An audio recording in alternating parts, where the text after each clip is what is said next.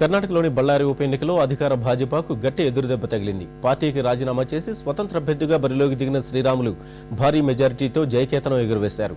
Deposit కూడా దక్కని కమలం అభ్యర్థి చిత్తుగా ఓడాడు. కాంగ్రెస్ రెండో స్థానంలో నిలిచి భాజపాకు సవాల్ విసిరింది. అక్రమ మైనింగ్ వ్యవహారంపై లోకాయుక్త నివేదికలో తన పేరును ప్రస్తావించడంతో బళ్ళారి శాసనసభ స్థానానికి రాజీనామా చేసిన కర్ణాటక మాజీ మంత్రి శ్రీరాములు తిరిగి ప్రజాక్షేత్రంలో తన బలాన్ని నిరూపించుకున్నారు. బళ్ళారి ఉప ఎన్నికల్లో 46,000 ఓట్ల ఆధిక్యతతో జయకేతనం ఎగురేశారు. ఈ త్రిముఖ పోటీలో కాంగ్రెస్ అభ్యర్థి రాంప్రసాద్ 27,737 ఓట్లతో రెండో స్థానంలో నిలవగా, భాజపా అభ్యర్థి గాడి లింగప్ప 17,366 ఓట్లకే పరిమితమై డిపాజిట్ కోల్పోయారు.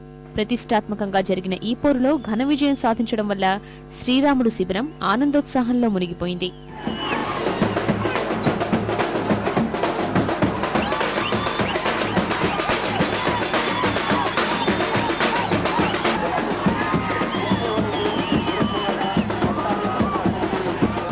ಈ ಗೆಲುವು ಯಾರಿಗೆ ಕೊಳ್ಳುತ್ತೆ ಅಂತ ನನ್ನ ತಾಲೂಕಿನ ಮತದಾರ ದೇವರುಗಳಿಗೆ, ನನ್ನ ಜಿಲ್ಲೆಯಲ್ಲಿದ್ದಂಥ ಎಲ್ಲ ಮತದಾರ ದೇವರುಗಳಿಗೆ, ಇಡೀ ಕರ್ನಾಟಕ ರಾಜ್ಯದಲ್ಲಿದ್ದಂಥ ಎಲ್ಲ ಮತದಾರ ದೇವರುಗಳಿಗೆ ನನ್ನ ವಿಜಯವನ್ನು. బళ్ళారి ఉప ఎన్నిక ఫలితాల్లో భాజపాకు గట్టిదెబ్బే తగిలింది.